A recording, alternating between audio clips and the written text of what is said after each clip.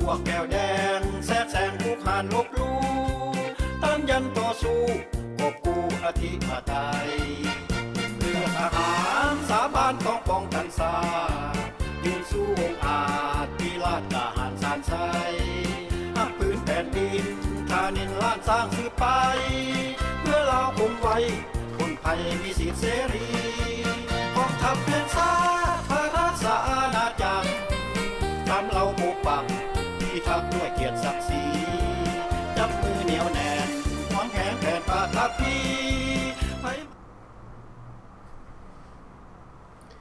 สบายดีพี่น้องชาวลาวพบกันอีกในแรงวันประหัสวันที่17เดือน4 2025ในเวลา5 โมงกว่าๆเราในประเด็นการเมืองลาวของพวกเฮา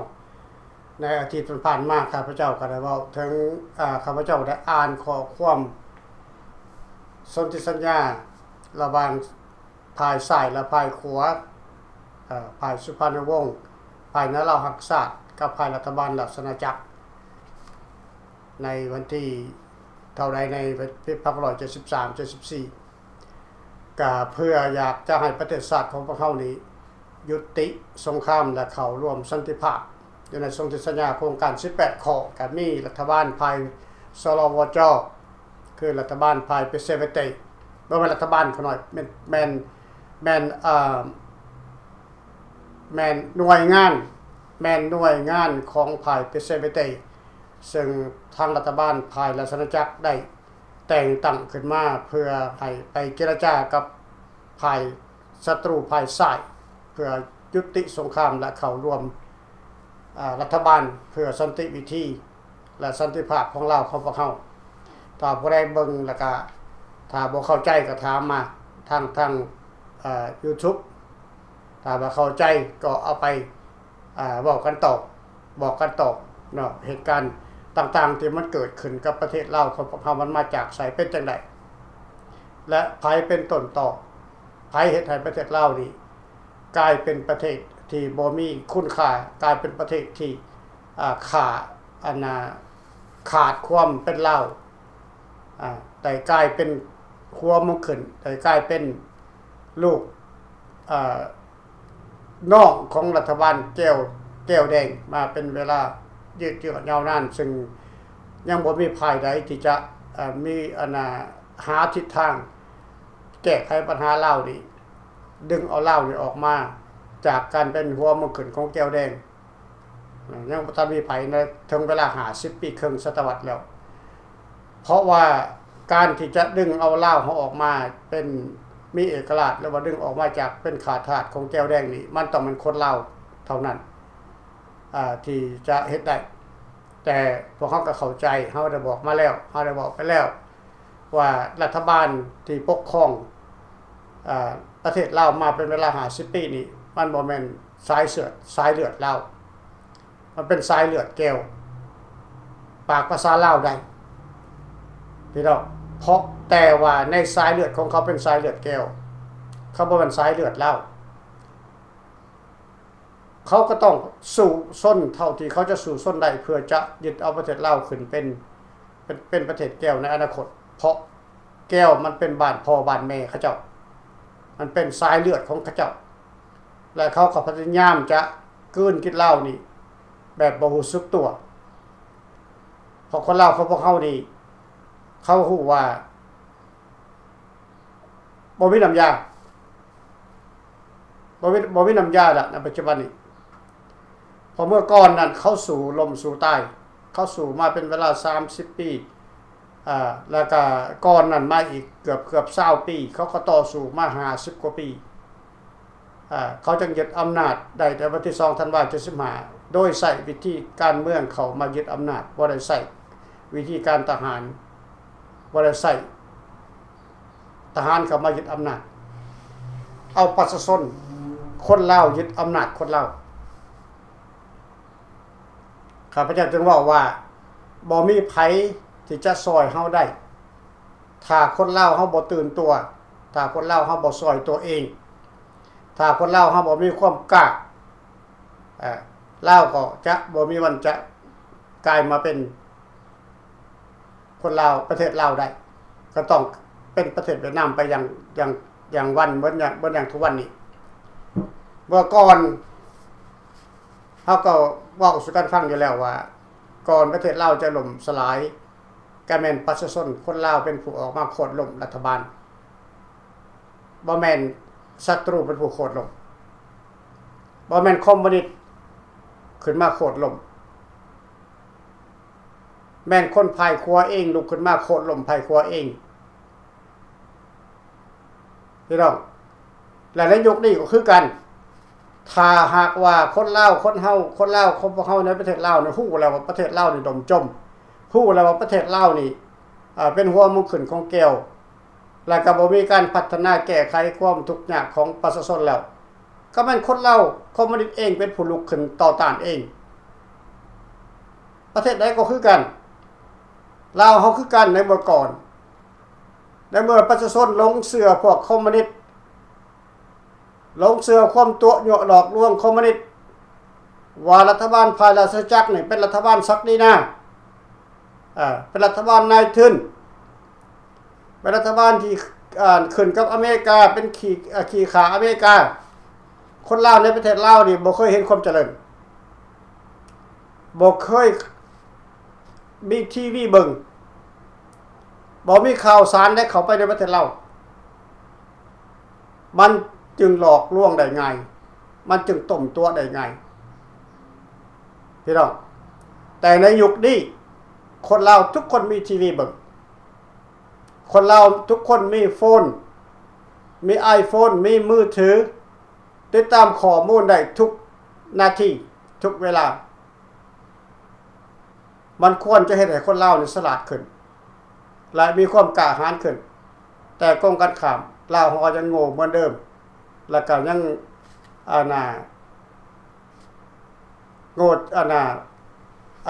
โง่จ้าเหมือนเดิมบ่มีความกล้าหาญที่จะลุกขึ้นต่อสู้กับศัตรูอันนี้คือเหตุผลที่ข้าพเจ้าเว้าขึ้นมาเพื่อให้พ่อแม่พี่น้องได้เข้าใจว่าพวกเจ้าอยู่ต่างประเทศนี่พวกเจ้าก็เว้าได้แล้ว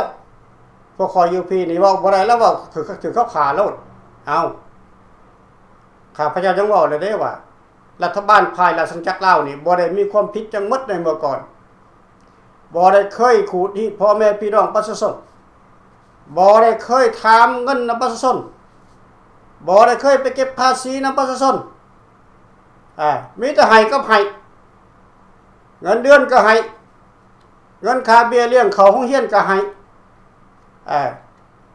ยากินยาซักคุมบดหัวหมอก็กินฟรีซักฟรีนอนฟรีกินฟรีในเมื่อก่อนการทำมาค้าขายได้เท่าใดก็เก็บใส่ถุงรัฐบาลบ่ได้เก็บภาษีเฮ็ดให้เฮ็ดนาเฮ็ดสวนเช้าเกษตรกร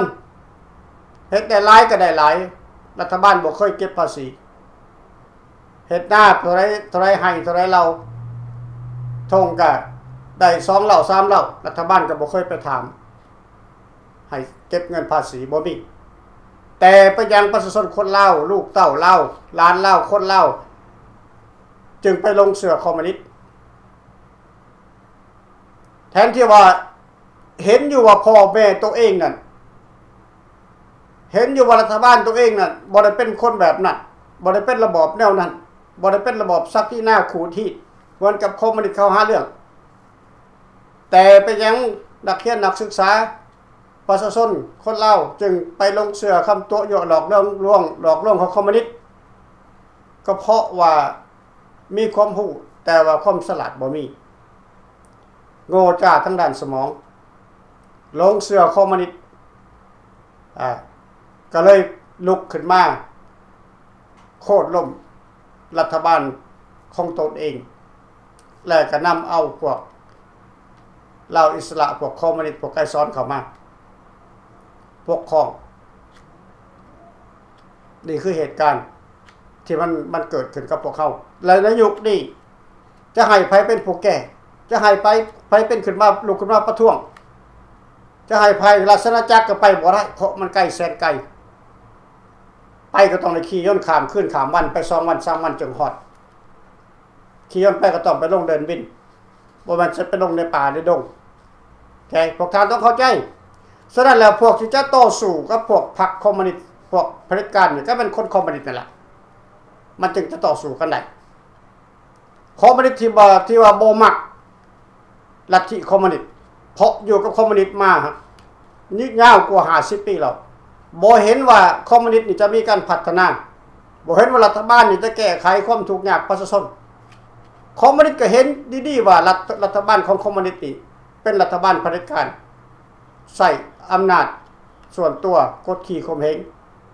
จนให้ประชาชนคนลาวทั้งประเทศย่านกลัวนั่นแหละคือเผด็จการและคอมมิวนิสต์ก็ต้องลุกขึ้นมาขับไล่คอมมิวนิสต์โค่นล้มลัทธิคอมมิวนิสต์เอาลัทธิราชาธิปไตยเข้าไปคือเนปาลในปัจจุบันนี้ประเทศเนปาลในปัจจุบันนี้เกือบ100 ปีแล้ว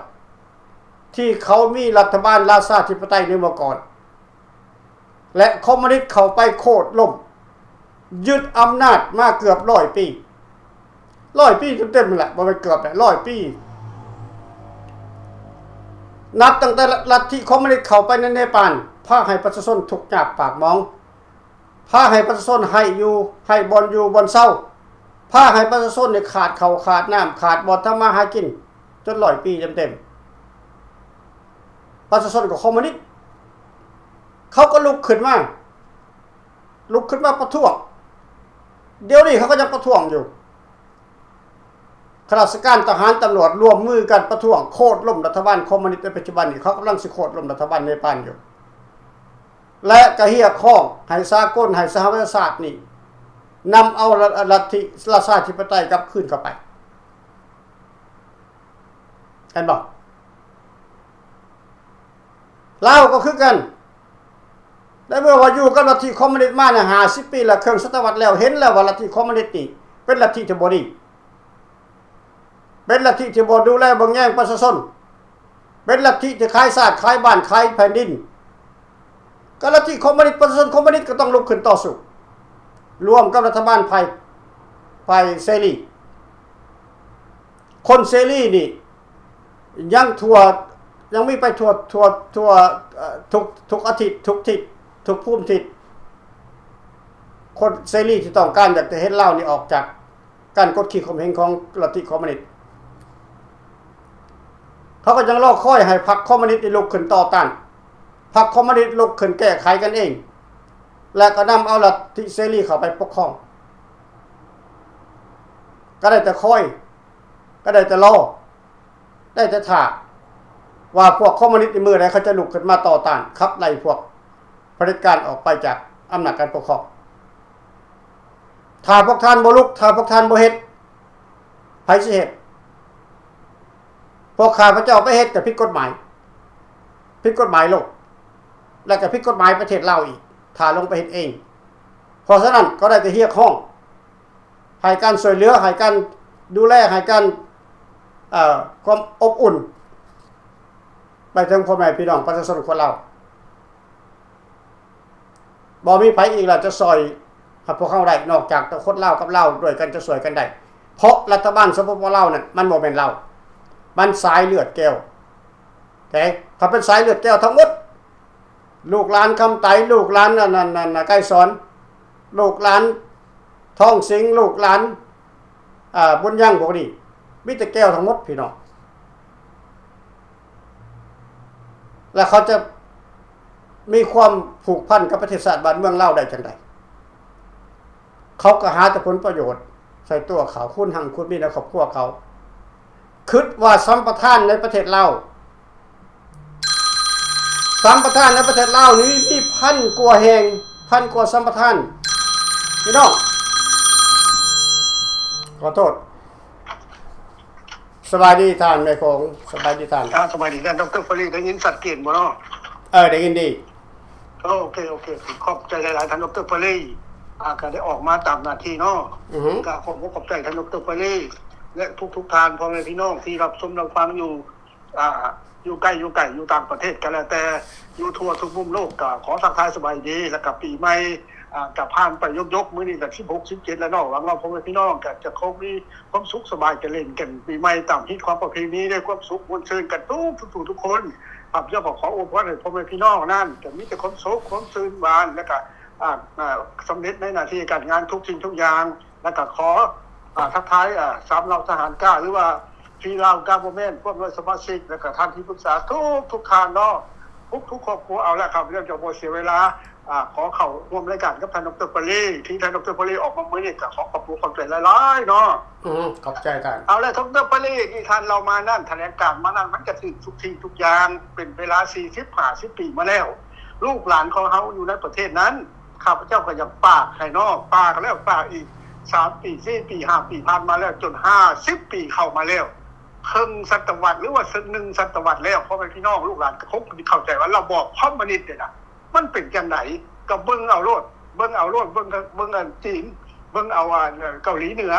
ก็เบิ่งเอารัสเซียโซเวียตนั่นเขาเปลี่ยนบ่มีเปลี่ยนเขาจะขึ้นมาเปลี่ยนกันทายอำนาจขึ้นมา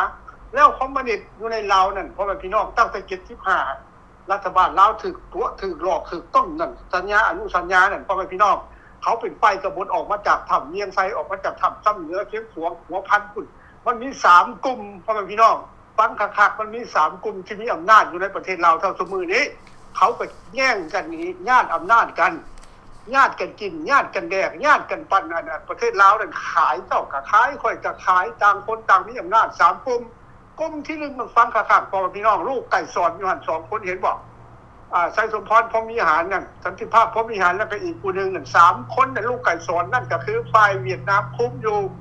เวียดนามอยู่ข้างหลังในด้านกฎหมายในด้านความมั่นคงนั่นก็คือแก้วเบื้องหลังหรือเวียดนามเหนือนั่นแหละหรือว่าแก้วแดงนั่นแหละพ่อพี่น้อง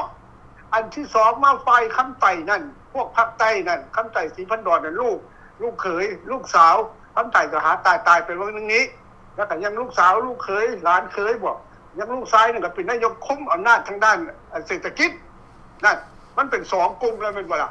กลุ่มที่3ก็คือทองลุ้นบ่ท้องสิงห์ไทยเหนือไทยกระลือนั่นไทยเหนือนั่นก็พันคำบ่คำพันบ่นั่น 3-4 คนอยู่หั่นแหละหมออันนี้หยังกรมศิษย์บ่ผมพันกรมสกรรมศิษย์นั่นมันเป็น3กลุ่มพ่อแม่พี่น้องญาติอำนาจญาติกันกินญาติกันขายญาติกันแดกอยู่หั่นพ่อแม่พี่น้องอันนี้ข้าพเจ้าขอโทษจากว่าแฮงในหน่อยนึงเนาะให้พ่อแม่พี่น้องได้เข้าใจเนาะญาติกันกินญาติกันขายญาติกันแดกเรื่องพ่อแม่พี่น้อง50 ปีผ่านมาแล้วพ่อแม่พี่น้องถ้าว่าพ่อแม่พี่น้องลูกหลานบ่ตัดสินใจเฮ็ดเองทำเองนั่นน่ะไผสิมาเฮ็ดให้คือท่านดร.ปรีเว้านั่นถูกต้องที่สุดพ่อแม่พี่น้องเห็นว่าประเทศศรีลังกาเขาเป็นยังค่อยออกจากกันออกจากวิกฤตหรือว่าเศรษฐกิจล่มได้เขาเป็นยังไงพวก3-4 ไอ้นอกราชปักษานี่ออกได้เขาเป็นยังค่อยไล่ออกได้ก็ย้อนประชาชนอยู่ในประเทศน่ะย้อนพลเมืองเขาอยู่ในประเทศเขาตัดสินใจทหารตำรวจร่วมกันไล่มันออกโค่นล้มมันหนีพวกคอร์รัปชันนั่นน่ะเขาจะดีขึ้นแล้วเดี๋ยวนี้น่ะเขาจะเปลี่ยนแปลงแล้วก็ดีขึ้นแล้วย้อนคนในประเทศย้อนพลเมืองในประเทศนั้นตัดสินใจพ่อพี่น้องเพราะฉะนั้นการตัดสินใจการเฮ็ดการทำนี่มันจะต้องเป็นพ่อพี่น้องลูกหลานอยู่ในประเทศนั่นแล้วถ้าว่าพ่อพี่น้องลูกหลานบ่ตัดสินใจเฮ็ดนั่นที่ให้ไปเฮ็ดให้คนนอกลาวนอกคนนอกนี่ก็เฮ็ดผิดกฎหมายมันไปบ่ได้ทำบ่ได้คือท่านดร.ปรีมันผิดกฎหมายสากลผิดกฎหมายในประเทศแล้วอีกอย่างนึงพ่อแม่พี่น้องว่าลาวเฮาอยู่ในประเทศนอกนี่คือกันมันบ่แม่นว่ากูสิต่อสู้หมดทุกคนกู50ก็ยังบ่ฮอดพ่อแม่พี่น้องคนดีๆคนฮักชาติฮักแผ่นดินแท้ๆมันมีน้อยที่สุดท่านดร.ปรีมันจะน้อยลงไปเรื่อยๆพ่อแม่พี่น้องแล้วซุปเปอร์นี่เนี่ยเห็นบ่จีนมันมาสร้างบึงท่านหลวงหั่นลูกหลานเขาเนี่ยบ่เข้าใจว่าโอ้อันนี้บ่เคยเห็นตึกใหญ่บ่เคยเห็นตึกเสาสั้น30 สั้นดีใจว่าเขามาสร้างให้มันบ่แม่นเขามายึดเอาแผ่นดินพวกคานพวกพ่อแม่พี่น้องยังบ่เข้าใจบ่เขาเอาคนจีนมาซื้อแล้วก็มาเฮ็ดสัมปทานสร้างบ่ทันสร้างบริษัทเป็นพิเศษตาบอล30 บอล3เหลี่ยมทองคำมันหมดแล้วครึ่งประเทศแล้วพ่อแม่พี่น้องยังคิดบ่ออกบ่ยังบ่มีหัวคิดยังบ่มีสมองบ่พ่อแม่พี่น้องกินเหล้าไปยังเต้นเอ็นใต้เอ็นขวยอยู่ผู้หญิงอย่างที่ประเภทนี้ของเราอันดีๆนั่นก็บ่มีแล้วท่านดร.ปรีเมื่อก่อนสมัยก่อนจื้อได้บ่มันเข้ามาใหม่ๆมันก็ว่านุ่งสั้นบ่ได้นุ่งทรงบ่ได้นุ่งทรงขาสั้นมันก็ว่าเป็นไม่จ้างนางเลงมันว่าเดี๋ยวนี้นุ่งแต่สลิปเต้นเขาหน่อยท่านดร.ปรีขอโทษบุญปีใหม่นี่เบิ่งแม่งอยู่ในทีวีหั่นวิดีโอเขาออกหั่นเดี๋ยวนี้ลูกเราหลานเราอยู่ในเวียงจันทน์นุ่งแต่สลิปเต้นแล้วเดี๋ยวนี้ให้คนเมืองไทยอีกนั่นประเภทนี้ที่ของมันเสียไปหมดแล้วดิพ่อพี่น้องมันเป็นยังค่อยเสียนั่นย้อนความเจริญของจีนนี่แหละย้อนความหลอกลวงของจีนเอาตึกเอาล้านกับมาใช้แล้วก็กินเหล้าเมายากันว่ามวนพ่อแม่พี่น้องอยู่ทางเมืองเราอยู่ต่างประเทศฝากเงินฝากค้ำไปซื้อรถซื้อลากระตื้นย้อนความเจริญพวกแม่พี่น้องความเจริญนั่นกับเศรษฐกิจนั่นน่ะ คำว่าเจริญนั่นปากท้องประชาชนนั่นต้องอิ่มต้องอยู่กินดีได้ต้องมีเศรษฐกิจมีอินคัมมีรายได้มีคนทุกข์น้อยนั่นเขาห้องว่าความเจริญพัฒนาในด้านเศรษฐกิจอันนี้มันเป็นคนเจริญในด้านวัตถุก่อสร้างซื่อๆอย่าไปตีนนอนวัตถุก่อสร้างบางคนเนี่ยว่าเป็นข้าพเจ้าดูถูกท่านดร.ปริศคนในประเทศลาวเนี่ยถ้าว่าเป็นอพยพบ่เห็นฮอดจังหวัดหนองคายสับความเจริญของสมัยแต่กี้ที่ผ่านว่ามาเนี่ยบ่มีโทรศัพท์บ่มีอันนั้นบ่มีโทรศัพท์บ่มีอันนั้นบ่เห็นความเจริญเมื่อเขามาสร้างกันปุ๊บที่ก็เลยตื่นท่านดร.ปริศตื่นลืมหักชาติลืมหักบ้านลืมหักเมืองลืมซะว่าเขาสิมาโกงกินชาติโกงแผ่นดินลืมซะว่าเขาสิไล่เจ้าหนีในอนาคตข้างหน้าครับเจ้าขอฟันธงและพ่อพี่น้องฟังข้าพเจ้าคักท่านดร.ปรีฟังคักข้าพเจ้าขอฟันธงสรุปไว้ด้วยว่าในอนาคตไว้ถ้าว่าบ่มีหยังเกิดขึ้นในนั้นประเทศชาติบ้านเมืองเนี่ยลาวเฮานี่น่ะจะมีแต่สื่อแต่เป็นคนเฒ่าเป็นคนสั้นประเภทคนประเภท2อาศัยอยู่ในประเทศซื่อเป็นเจ้าของแผ่นดินแต่ว่าอาศัยแผ่นดินเจ้าของอยู่และได้เสียภาษีเขาบังคับให้เสียภาษีนั่นคือขาดอาดพ่อแม่พี่น้องเขาจะมัดเข่าเข่งเข่าเจ้าของแผ่นดินก็เลยเป็นคนเฒ่าเลยเป็นคนขาดอาดอันนั้นแหละพ่อแม่พี่น้องผู้ที่อยู่นั่นแหละพวกท่านนั่นแหละลูกหลานนั่นแหละจะได้รับกรรมในอนาคตข้างหน้าอันนี้ข้าพเจ้าฟันธงและท่านดร.ปรีเนาะเอาข้าพเจ้าก็ใช้เวลาพอสมควรบ่ได้ใช้เวลาหลายกับปล่อยให้ดร.ปรีอธิบายเพิ่มเติมเนาะเอาขอบใจท่านดร.ปรีแล้วบ๊ายบายขอบใจบ๊ายนี่แหละการเก็บภาษีไปยังเขาจะเก็บภาษีก็เพราะว่าคนลาวเศร้าแผ่นดินเขาอยู่คนลาวในประเทศลาวคนลาวในประเทศลาวนั่นต้องเสียภาษีให้รัฐเป็นไผรัฐก็คือแก้วรัฐคือไผรัฐก็คือฮานอยคำสั่งของฮานอยที่สั่งลงมาต้องเก็บภาษีเพราะคนลาวทั้งประเทศได้กลายเป็นข้าทาสได้กลายเป็นคนเศร้าดินของลาวนั่นจากรัฐบาลแก้วก็คือรัฐบาลบุญยังรัฐบาลไกรสอนรัฐบาลคำไต่นี่พวกนี้เป็นเจ้าของแผ่นดินและเงินภาษีที่เขาเก็บจากพ่อแม่พี่น้องประชาชนนั่นมันไปอยู่ใส่ไปยังรัฐบาลจะบ่มีเงินจ่ายเงินเดือนข้าราชการไปยังรัฐบาลจะบ่มีเงินซอยเหลือนักเรียนนักศึกษาหรือว่าบัตรต้นทุนในการศึกษาหรือว่าพยาบาลเงินเก็บภาษีปีหนึ่งมันจัก100 ล้านพันล้านดอลลาร์จากพ่อแม่พี่น้องประชาชนทั้งประเทศแต่รัฐบาลประกาศว่าบ่มีแต่บ่มีตลอดและเงินมันไปใส่นั่นแหละพี่น้องพวกท่านยังคิดว่าพวกท่านเป็นคนลาวพวกท่านคิดว่าพวกท่านมีสิทธิ์เหนือกว่าพวกเฮาลาวนอกเด้อพวกท่านนั่นเปรียบเหมือนตัวงัวตัวควายตัวหนึ่งที่เขาเลี้ยงไว้ไถให้ไถนาเขาเลี้ยงไว้แก่เกี้ยนแก่ลอกเขาว่าเกี้ยนแก่ลอกคืออะไรคือภาษีนั่นแหละคือไถให้ไถนานั่นได้คือภาษีนั่นแหละนั่นคือหน้าที่ของคนลาวทั้งประเทศต้องหาเงินเสียให้รัฐบาลแก้วมาอยู่อเมริกาพากันเอาดินเอาดอนไปจำค่าเดินทางมาฮอดอเมริกาก็ต้องได้หาเงินช่วยส่งเสียแท็กเสียภาษีให้รัฐบาลประจำปีเห็นป่ะไปใส่กับบ่วิด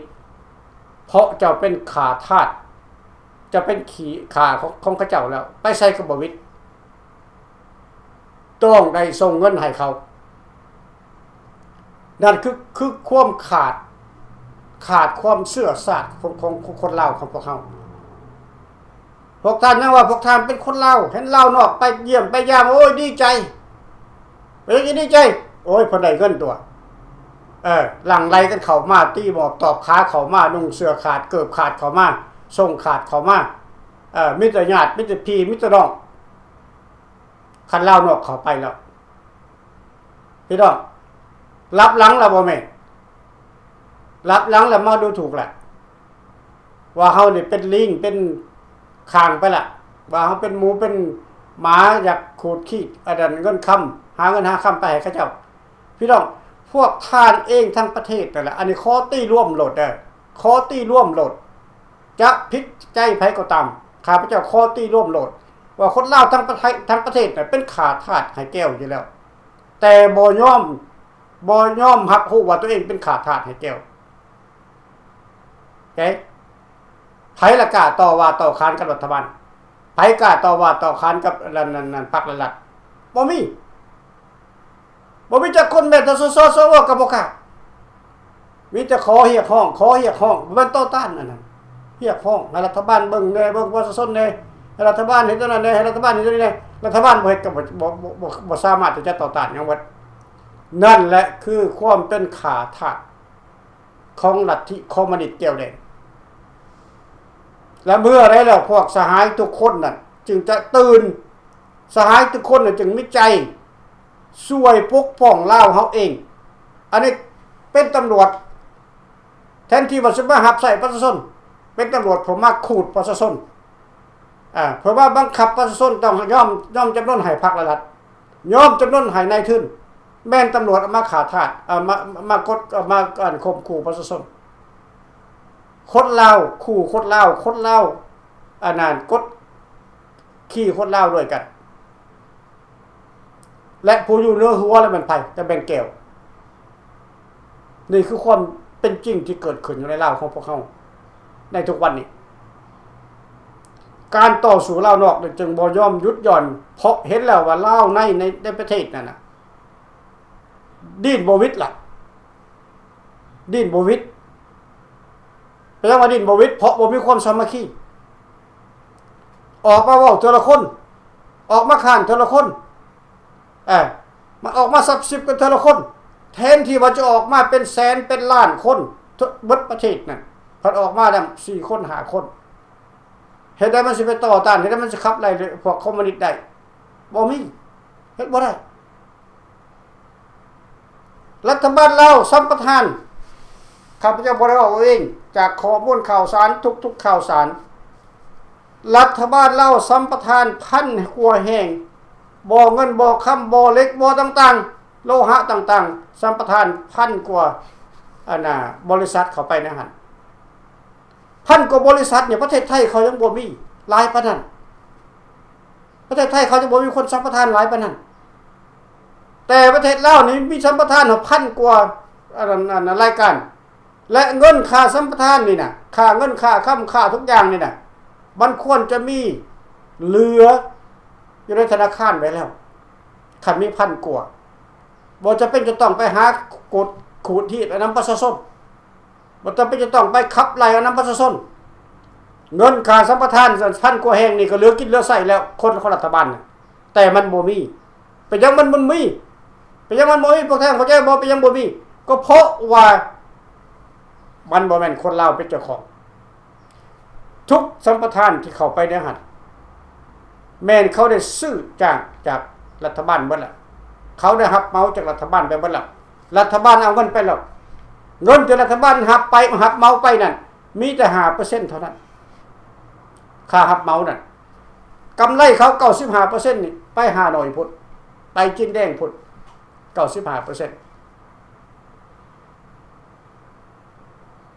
กินแดงจากจ่ายนายทุนจากจ่ายค่าให้เงินก็ได้บ่จากจ่ายก็ได้รัฐบาลบ่กล้าอ้าปากให้ประชาชนย่างเลาะและเป็นเดือนเป็นวันเป็นเดือน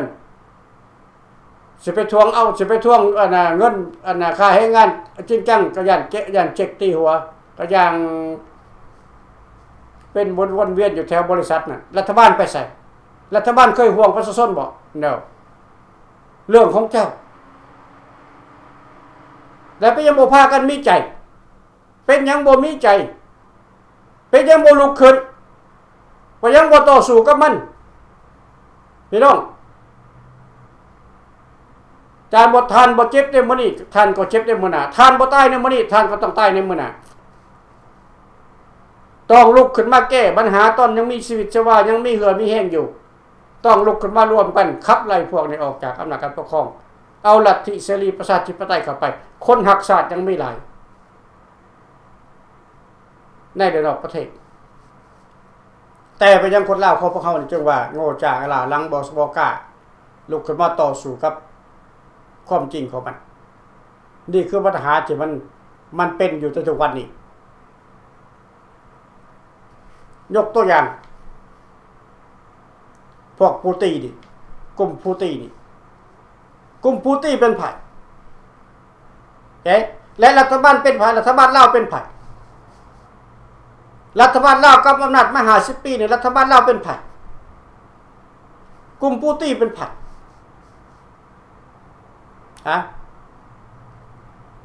กลุ่มปูตีก็เป็นชนเผ่าน้อยก็บ่แตกต่างหยังกับกลุ่มอิสระกลุ่มไกรสอนกลุ่มคำไตกลุ่มน้อยกับกลุ่มชนเผ่าแต่พลังความหักศาสตร์ของเขาพลังในความเชื่อมั่นของผู้นำของเขาพลังในความมีใจพลังในความเครียดแค้นในสิ่งที่บ่มีความจริงเฮ็ดให้เขาเจ้ามีกำลังขึ้นมาต่อสู้บ่กลัวความตายเขาจึงได้ใช้ชนะเขากำอำนาจมา50 ปีรัฐบาลสปปลาวพวกเขาบันทึกกำอำนาจมา50 ปีมีไผลุกขึ้นมาขับไล่เขามีไผลุกขึ้นมาต่อต้านเขาบ่มีปูตี้ก็คือกันจากชนเผ่าน้อยๆยึดรัฐบาลโคตรล้มรัฐบาลเยเมนได้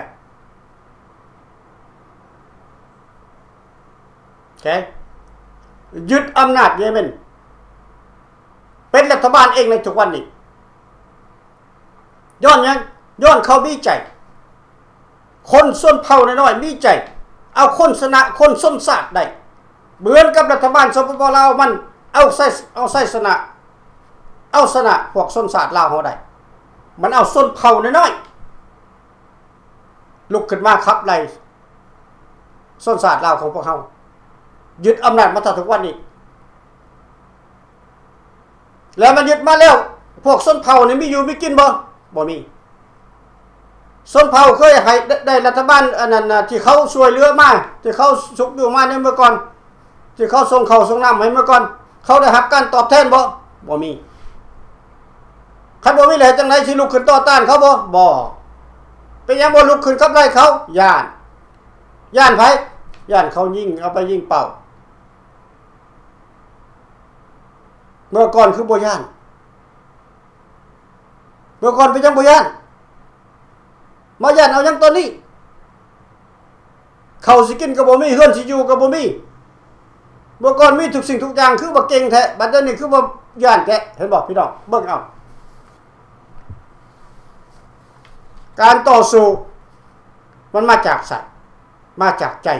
ใจมันมาจากใส่ใจมันมาจากการกดขี่ข่มเหงข้าพเจ้ามายืนมานั่งในที่นี้ก็ย้อนว่าข้าพเจ้าเคยถูกข่มเหงมาก่อนข้าพเจ้าถูกไล่จับไล่กุมมาก่อน ข้าพเจ้าบ่ได้เฮ็ดหยังผิดเด็กน้อยเยาวชนนักเรียนนักศึกษาแค่อายุ13 14 ปี 15 ปีบ่ฮู้จักเวียกว่านการเมืองหยังหมดถือเขาจับไปกวดหลังไปทั้งเรียบบ่แม่นแต่ข้าพเจ้าคนเดียวได้บดตัวเมืองสวรรค์เขตนี่เขาจับไปเรียบจับไปใส่จับไปดอนเฒ่าดอนนางไปเวียงจันทน์เอาไปขังไว้พุ่นตายตายห้ามตายอันนั้นอึดตายหิวตายเป็นพยาธิตายเป็นโรคาฝังกันอยู่หั่นอยู่ในดอนเฒ่าดอนนางนั่นกระดูกเต็มที่อยู่ในดอนเฒ่าดอนนางนั่นน่ะนี่คือความเครียดอยู่ในใจของพวกเขาแต่ในเมื่อเขายึดอำนาจไปแล้วเขาเปลี่ยนแปลงเขาบ่เปลี่ยนแปลงแฮงเฮ็ดให้เฮานี่มีใจขึ้นแฮงเฮ็ดให้เฮานี่มีความเครียดแค้นขึ้นเฮาเห็นพ่อแม่พี่น้องประชาชนอยู่ในประเทศลาวนี่ถูกกดขี่ข่มเหงมันก็เจ็บเฮาคือกันเพราะพี่น้องคนลาวเขาก็คนลาวคือกันเชื้อชาติลาวคือกันเฮาก็เจ็บใจคือกันแต่พี่น้องคนลาวในประเทศลาวสิเจ็บใจคือพวกเขาบ่หรือบ่เฮาบ่ฮู้ถ้ามันบ่มีกฎหมายบีบบังคับถ้ามันบ่มีกฎหมายเป็นเส้นขันกลางพี่น้องการต่อสู้ในประเทศลาวนั่นมันบ่เบิดดอกมันบ่ยุบดอกพี่น้อง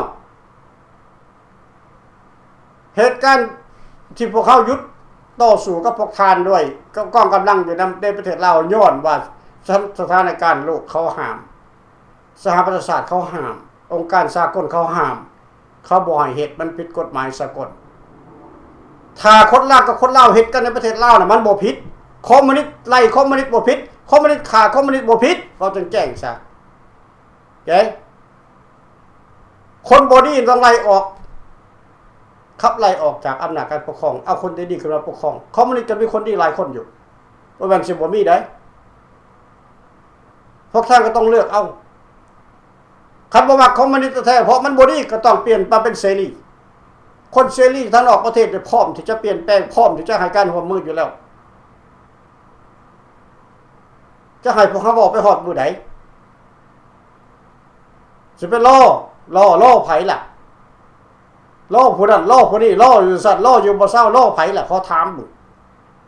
ข้าพเจ้าได้ยินข่าวมาบ่ได้ก็มีแต่ล่อไม่ได้สิได้เรื่อยสิเข้าเรื่อยสิเฮ็ดเรื่อยหากบ่เฮ็ดว่าบ่ได้เข้าได้จักเทื่อ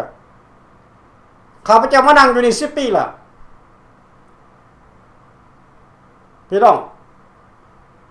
มันบ่ได้ง่ายๆมันบ่ได้สั้นๆได้10 ปีน่ะต้องให้เข้าใจได้เฮาสู้เพื่อไผเฮาบ่ได้สู้เพื่อครอบครัวพวกเฮาเฮาสู้เพื่อปกป้องประเทศลาวเพื่อบ่ให้ลาวตกเป็นข่าทาสของแก้วลาวต้องจับมือกับลาวต้องสามัคคีกับลาวลุกขึ้นขับไล่พวกสายเลือดแก้วออกจากอำนาจการปกครองมีทางเดียวเท่านั้นที่เขาจะให้ไต่พี่น้องเอาในมื้อนี้ก็ขอจบไว้สำนึกซะก่อนเนาะพอหอมปากหอมคอพี่น้องขอฝากความเว้าทุกสิ่งทุกอย่างไปถึงคนลาวอยู่ในประเทศพร้อมแล้วบ่ที่จะลุกขึ้นคันพร้อมแล้วก็ลุกโลด